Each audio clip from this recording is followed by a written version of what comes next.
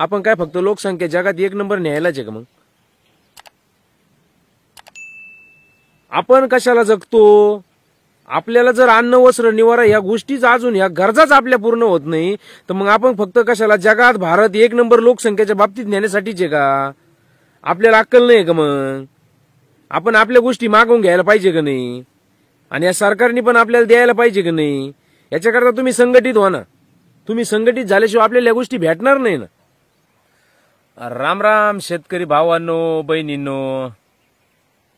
आज मी तुमच्या समोर आलो एक नवीन ज्वलंत विषय घेऊन. विषय असा आहे की मी शेतकऱ्यावरती व्हिडिओ बनवताना बऱ्याच मित्रांचे मला कमेंट आल्या की दादा तुम्ही शेतकऱ्यांच्या मुलांना मुली देत नाहीत लोक, ह्या विषयावरती एक व्हिडिओ बनवा. तर मग मी त्याच्यावरती विचार केला. विचार करीत असतानाच काल परवा एबीपी माझावरती एक कार्यक्रम झाला. शेतकरी नवरा नको का नको ग बाई, असा तो कार्यक्रम होता. तो कार्यक्रम पाहताना मला काही गोष्टी जाणवल्या. म्हणलं मग चला, आपल्या मित्रांनी सांगितलंच होतं की या विषयावर व्हिडिओ बनवा, म्हणून मग आपण त्या विषयावरती आजचा व्हिडिओ बनवलेला आहे. तर विषय असा आहे की ते जे म्हणतात आपले मित्र की खरंच ही सत्य परिस्थिती आहे की शेतकऱ्याच्या पोरांना पुरी भेटत नाहीत. आता का भेटत नाहीत? तर त्याच्या मागे पण काही कारण आहेत. काही चुका शेतकऱ्याच्या पोरांच्या पण आहेत, काही मुलींच्या पण आहेत. विषय तो नाहीये. विषय असा आहे की शेतकऱ्याच्या पोरांना पुरी का भेटत नाहीत. तर सगळ्यात महत्वाचा विषय असा आहे की पहिलं शेती 1 नंबर होती, व्यापार 2 नंबर होता आणि नोकरी 3 नंबर होती. पण आता दिवस बदललेत. आता मला तर वाटतं शेती दुय्यम नाही तिय्यम झाली असन. कारण शेतीला, शेतकऱ्याला आणि शेतकऱ्याच्या पोरांना किंमतच नाही राहिली. कुणी लक्षच देत नाही त्यांच्याकडे. अहो मला एक कळत नाही, जर त्या शेतकऱ्याची जर ऐपत असली ना पोराला शाळा शिकवायची तर तो त्याच्या पोराला 100% शाळा शिकवणार. त्याचं पोरग शाळा शिकल्यानंतर चांगली नोकरी करणार.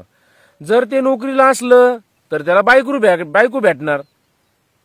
आणि जर ते नोकरीलाच नसलं तर त्याला बायको भेटन कशी? कारण असं झालं. आता तुम्ही बातमी ऐकली असन की भारत हा जगात लोकसंख्येच्या बाबतीत 1 नंबरला झाला. तुमचं सगळ्याचंच योगदान आहे त्याच्यात, माझ्या सगट. तर विषय असा आहे की लोकसंख्या वाढली. आता मी तुम्हाला माझं उदाहरण सांगतो. माझ्या पंजाला 250 एकर जमीन होती.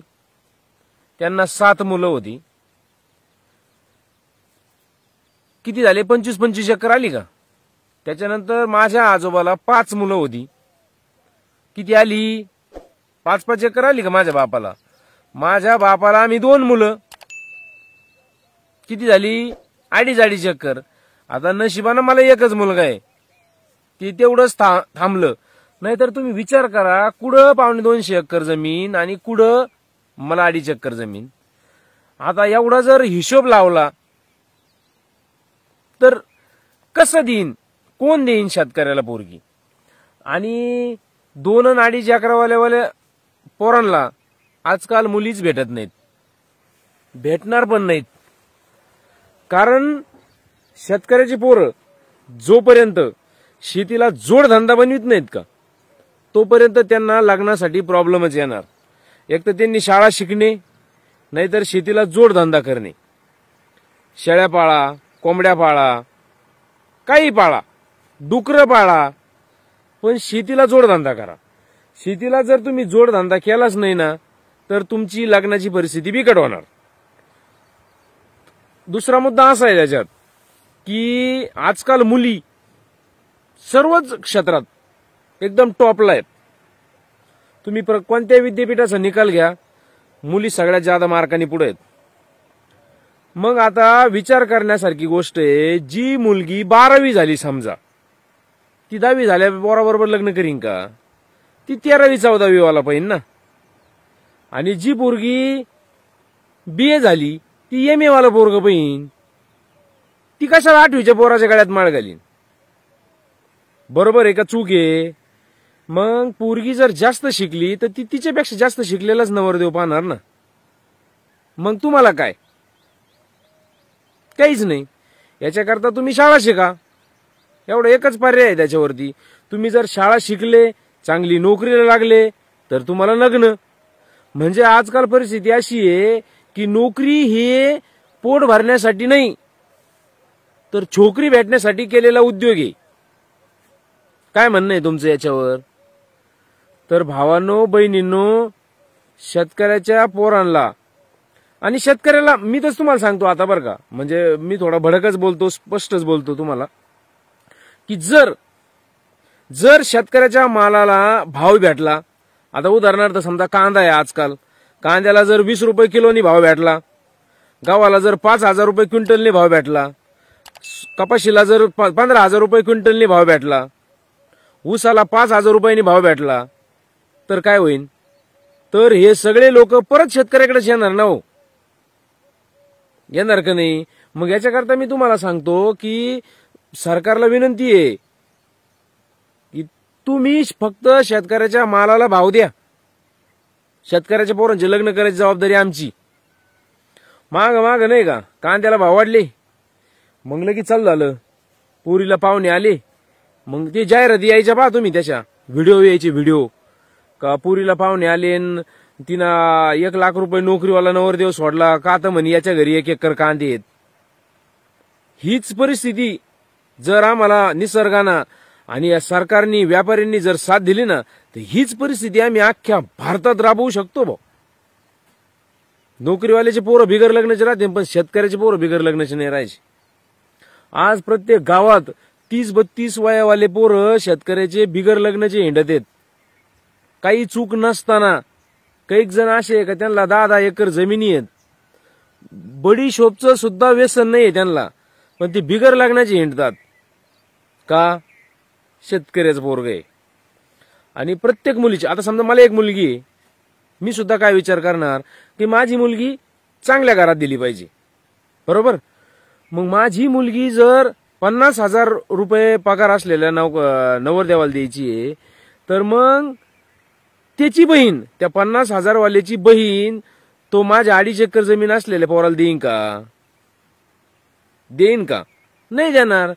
कोण स्वतःहून स्वतःचं लेकरू खड्ड्यात टाकीन? बरोबर आहे की नाही? आणि एक वेळ आज अशी परिस्थिती आहे की एक वेळेस गरीबाची पोरगी शेतकऱ्याला भेटणार नाही, पण पैशावाल्याची पोरगी भेटेन, पण गरीबाची पोरगी भेटणार नाही. आता मी तुम्हाला सकाळचंच उदाहरण सांगतो. मी एक गाय घ्यायची, मला गाय घ्यायची, तर व्यापारी त्या शेतकऱ्याकडे पाहायला गेलो. मी शेतकऱ्याला ती गाय मागितली 70,000ला, शेतकऱ्यांनी मला दिली नाही, व्यापाऱ्याला 68,000ला दिली, शेतकऱ्याला नाही दिली. मी पाळायला आणि होतो, मला नाही दिली, व्यापाऱ्याला 68,000ला दिली का? माझा विश्वास नसेल त्याचा. अवघड आहे परिस्थिती. म्हणून मी तुम्हाला सांगतो की आपलेच लोक आपल्याशी गद्दारी करतात. आपल्याच लोकांना वाटतं की आपल्या पोरांचे लग्न होऊ नये, आणि याला सगळ्यात जादा कारणीभूत कोण आहे? आणि तसं बाबा, आपली जी संस्कृती ही पुरुष प्रधान संस्कृती आहे. ह्या संस्कृतीत विषय असा होतो की पुरुषांना असं वाटतं की घरात पण आणि बाहेर पण बायकोनी स्त्रीनी धाकातच राहिलं पाहिजे. मान्य आहे आम्हाला, पण जी मुलगी, जी स्त्री जर सरपंच झाली तर तिला तू घरात नाही ठेवू शकत ना. आणि जर तुला घरात ठेवायचीच होती तर मग तू तिला सरपंच नव्हतं करायचं, बरोबर आहे की नाही?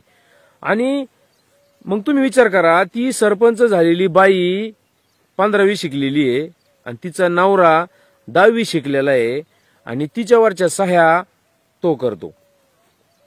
त्याला सही बी येत नव्हती. त्याला जर म्हणलं ना सरपंच सही, ते म्हणतो लावा शाही. आणि सरपंचीन बाई कुठे आहे? शेळ्या चारायला डोंगरावर. मग तर तुम्हाला सही लागती तर तिकडे आणायला जा. ही सत्य परिस्थिती बरं का, ही घडलेल्या घटना आहेत अशा. किती गावाचे उदाहरणं घ्या तुम्ही. कधीतरच्या सरपंच हा शेळ्या चारायला जातो गावानी, आणि ह्या काही गोष्टीमुळं तो निवडून आलेला राहतो. पण आता हे का कसं आहे, ह्या गोष्टी जास्त बोलायची नाही आपल्याला. आपल्याला आपलं आपलं काम करायचंय. शेतकऱ्याच्या मालाला जर भाव भेटला ना तर शेतकरी कोणालाच मोजीत नाही. शेतकऱ्याचे पोरं बिगर लग्नाचे राहणार नाही. आणि हा एक विशिष्ट वय असतं. जर समजा तुमचं लग्न 30-32 पर्यंत झालं नाही ना तर तीच मुलं शेतकऱ्याची असो किंवा व्यापाऱ्याची असो नाही तर मग एखाद्या नोकरीवाल्याची असो तर तीच मुलं व्यसनाकडे वळतात. आणि व्यसनाकडे वळाल्यामुळं आपली संस्कृती धोक्यात येत चालली. आणि मुलीवाल का काय म्हणणार, नाही पोरग व्यसनी. अरे ते तुला दिसतं व्यसनी आहे, पण तू शहरात जाऊन पाय, हे जी नोकरीवाल्याचे पोरं आहेत ना, हे 80% पोरं शहरात सिगारेट पितात. 80% पोरं दारू पितात. 30% स्त्रिया शहरातल्या दारू पितात. मी हे माझ्या स्वतःच्या अनुभवावरून सांगू राहिलो. तुम्ही चौकशी करा, तुम्ही नीट माहिती काढा. मी तुम्हाला सांगतो ह्या गोष्टी खऱ्या आहेत.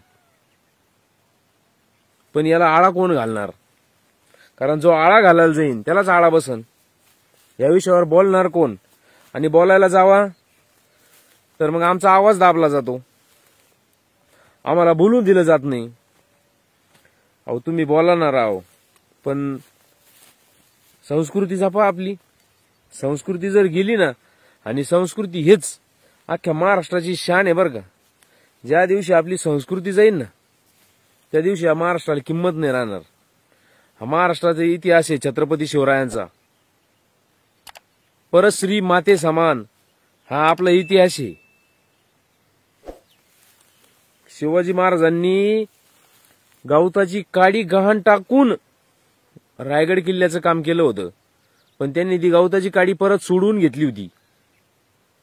इथं परिस्थिती अशी चाललेली आता, म्हणजे इथून मागच्या सगळ्या सरकारच्या बाबतीतच महाराष्ट्र गहाण पडायला लागलाय, देश गहाण पडायला लागलाय. हा त्याला 70 वर्षाचा हिशोब मागतो, तो याला 14 वर्षाचा हिशोब मागतो. तुमच्या हिशोबाच्या नादात आमचं आयुष्य चाललं लिंक करण्यात. हे याला लिंक करा आणि ते त्याला लिंक करा. शेतकऱ्याला काहीच नाही. लिंक पॅन कार्ड आधार कार्डाला लिंक करा, नाही तर फाईन आहे 1000 रुपये. आमचे पैसे घ्या आणि जे पळकुटे लोक आहेत बँका बुडून पळून जाणारे त्यांना देऊन टाका. आम्ही आहे शेतकरी बॉम्बलत बसायला. आमच्याकडून फक्त तुम्ही निधी घ्या, आमच्याकडून कर वसूल करा. शाळेत कॉपी करणाऱ्या पोराला रिस्ट्रिकेट केलं जातं. बिना लायसन गाडी चालवणाऱ्याला गाडी हिसकून घेतली जाते. पण काही कोट रुपये बुडवून पळालेल्या लोकांना सापडवलं जात नाही. ते सापडत नाहीत. असं काय आहे बुवा ते? आता असं आहे भावांनो बहिणींनो, काही काही विषय असे का बोलायला जावं तर ते जास्तच वाढतात. पण आपला तो विषय आपला नाही. आपला विषय एवढाच आहे का फक्त शेतकऱ्याच्या पोरांचं लग्न झाले पाहिजे, शेतकऱ्याच्या पोरांना बायका भेटल्या पाहिजे, आणि शेतकरी नवरा नको ही पद्धत बदलली पाहिजे. याच्याकरता आम्हाला काहीच नकोय. आम्हाला फक्त पाहिजे शेतीला मुबलक पाणी, मुबलक वीज. कमी द्या पण फुल दाबाना द्या. बाकी आमच्या मालाला भाव, हमी भाव जाहीर करा. आम्हाला बाकी काही नकोय तुमचं. आमची तुमच्याकडून अपेक्षाच नाही बाकीची काही. फक्त आमच्या मालाचे भाव द्या एवढंच. आमच्या या 2-4 गोष्टी ना एवढंच आमचं म्हणणं आहे. ते आम्हाला जर एकदा भेटलं ना तर आम्ही कोणापुढेच हात पसरणार नाही. आणि शेतकरी आत्महत्या सुद्धा कमी होऊन जात्या. आणि जर तुम्हाला शेतकरी आत्महत्या कमी करायच्या असल्या ना तर एवढेच 1-2 कामं करा फक्त. अहो आपल्याला आता 70-80 वर्ष, किती दिवस झाले स्वातंत्र्य मिळवून? किती दिवस झाले? 47 म्हणजे 5 आणि 3 5 70 75 वर्ष झाले आपल्याला स्वातंत्र्य मिळवून. अजून आपण अन्न वस्त्र निवारा ह्याच गोष्टीत लढतोय, ह्याच गोष्टी मागतोय. मग आता 70-75 वर्षात आपल्याच्यानं जर ह्या वस्तू ह्या गोष्टी पुऱ्या होत नाही गरजा, तर मग आपल्या जीवनात अर्थ काय हो? आपण काय फक्त लोकसंख्या जगात 1 नंबर न्यायलाच आहे का? मग आपण कशाला जगतो? आपल्याला जर अन्न वस्त्र निवारा या गोष्टीच अजून या गरजाच आपल्या पूर्ण होत नाही तर मग आपण फक्त कशाला जगात भारत 1 नंबर लोकसंख्येच्या बाबतीत नेण्यासाठीच आहे का? आपल्याला अक्कल नाही का? मग आपण आपल्या गोष्टी मागून घ्यायला पाहिजे का नाही? आणि या सरकारने पण आपल्याला द्यायला पाहिजे का नाही? याच्याकरता तुम्ही संघटित व्हा ना. तुम्ही संघटित झाल्याशिवाय आपल्याला या गोष्टी भेटणार नाही ना. बरोबर आहे का चूक आहे? तुम्ही संघटित व्हा, आपल्या हक्कासाठी लढा. एक दिवस तुमचं येणार, तुमचे पोरं बिगर लग्नाचे राहणार नाही, सगळं सुकलाम सापलाम होईल. बरोबर आहे की नाही भावांनो बहिणींनो? पहा तुम्हाला पटत काय? पटलं तर व्हिडिओला लाईक करा, कमेंट करा. नवीन असले तर चॅनलला सबस्क्राईब करा. जय जवान, जय किसान, जय शिवराय.